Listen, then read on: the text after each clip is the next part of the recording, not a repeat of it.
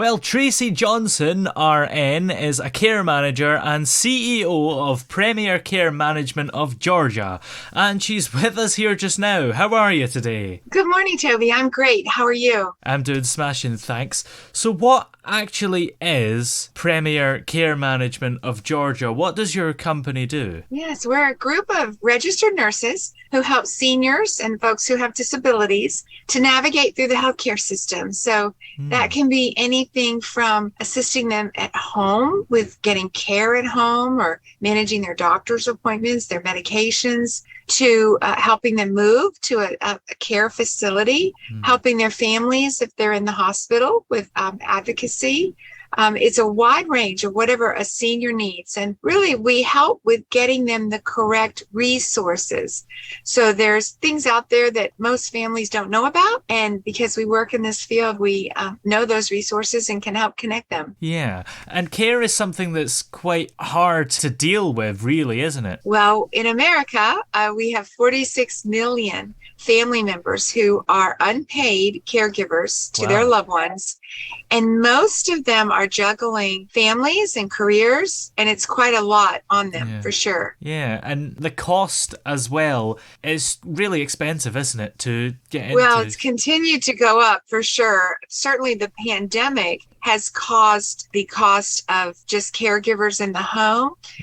Here in our area, which is southeast, eastern coast here, Georgia and Florida, we were kind of at $21, $22 an hour for caregivers. And now we're up to $31, $32 an hour. And these are just folks who can come to the home and assist someone with their just personal care. So it's gone really quite high, but it's also been difficult to find these folks. You know, there just have been less caregivers out there, it seems. Yeah, I suppose though, is the hourly cost perhaps justified because these are people that need a decent payment at the end of the day? Oh, sure. Oh, sure. And I've felt for years that caregiver pay really isn't able to sustain a family by any means. And so having it increase, you know, is kind of a good thing for their standpoint. However, there's still less of them.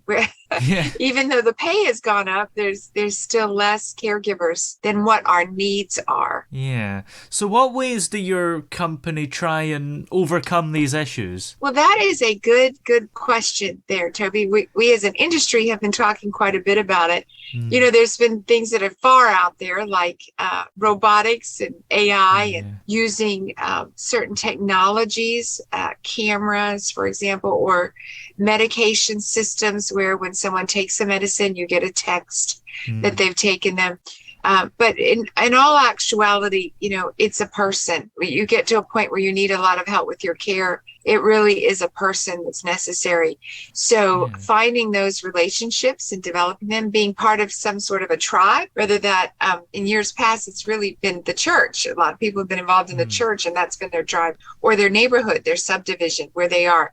And so we really need to encourage people to be a part of a group of people that can offer that support. Yeah, and I suppose the community thing has been particularly hard during these last couple of years, right? Oh, yes. We've seen the effects of the pandemic on our seniors in a very it's sad way. It's come to my understanding that our connection one to another is so much more important than living an extra 6 months or something in isolation. When you're in your 80s and 90s, the connection that you have with your loved ones is so important to your mental health and your physical health that it's just caused us all, I think, to reshape this in our thinking, how important our relationships are. Absolutely. And how do you feel our relationship with people benefits us in a care sort of way? Oh, sure. Well, the word encouragement means to put courage into someone. Yeah. So if you can imagine you're with a loved one who maybe needs a test or a surgery, and you're there before they go in, and you're like, you're going to be okay. I'm going to see you when you come out. You're putting courage into them.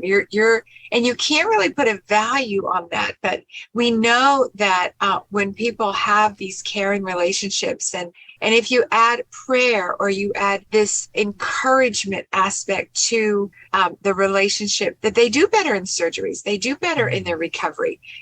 That whole kind of hope is the term, but how we quantify it in our own lives, we know it when we feel it.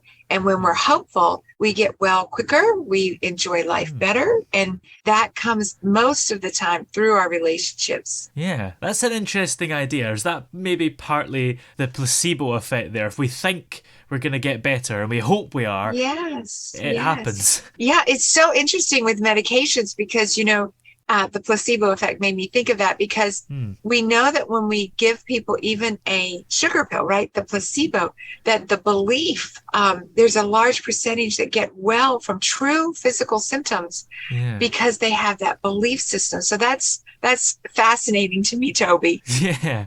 And who else is in your team? Because it's not just you, of course, right? That's right. So I have nurse care managers. I have other care managers who have different backgrounds, social work, occupational therapy, sometimes communications.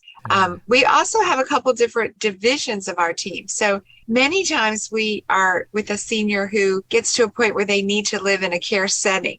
And so we have a full senior move management team that can help downsize, declutter, pack up, move.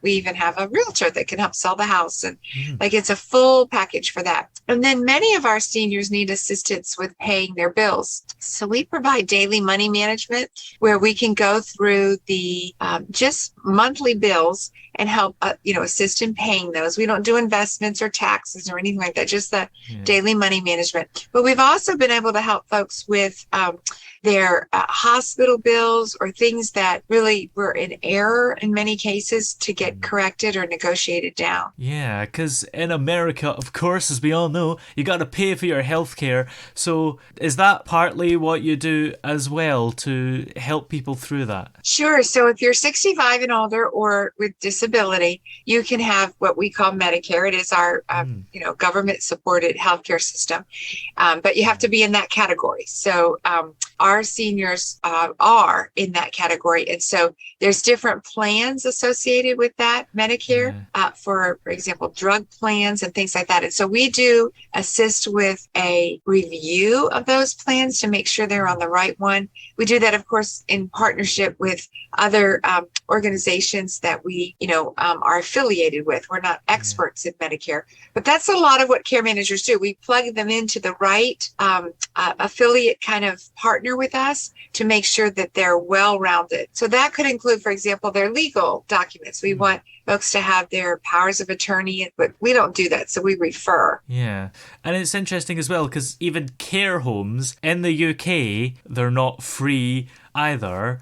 And I have to be careful what I say here because I might get this completely wrong. But for some reason, in some cases, people who can't afford it sort of get helped in, whereas people who have the money sort of have to spend the money. So saving up money over the years doesn't really benefit you in terms of care homes, which is sort of messed up in a way. Well, so it's interesting here. I don't know about the UK, but here, if we are needing care, there is what we call assisted livings and memory cares if you have dementia. And there are nice homes that cost, we're roughly here about $5,000 a month. So it's quite expensive, $60,000+ a year. But if you were to go on the Medicaid system, which is our state-supported government benefits for care, there are very, very few homes that accept the Medicaid, and they are very, they're not as well run. They're not as well, I guess, you've got a luxury end, and then you've got something that's not at all luxurious. And we need more homes like that can help with, helping seniors. They're just few and far between. Now, if you go on to nursing home, you get to that level where you need, full support. we do have a robust Medicaid system for the nursing home section. Interesting. Well, what is coming up? Are there plans for the business to grow even further? Yes, that's a good question too. So we've recently gotten involved with helping many seniors who are trying to activate their long-term care insurances. So many times they've paid into an insurance plan 20, 25 years where they're trying to now use that plan for their care, and many have gotten denied. And so we work with them to assist with getting their claims open. Can be very arduous working with these insurance companies. So if we need to go on appeal, we do that. If we need to write alternative care plans, we'll do that. So we've been assisting more virtually with things like the long-term care plans. Yeah, well, in the meantime, where are we able to find the company everywhere? Sure, it's premiercmga.com. That's our website, and there is a complimentary call that can happen. We can do it on Zoom if you're not here locally, and we can help sort through if we're able to help you. We'll lay out a plan for that, and then we can get started. Great. Well, many thanks for coming on today. It's been great to have you on the show. Thank you.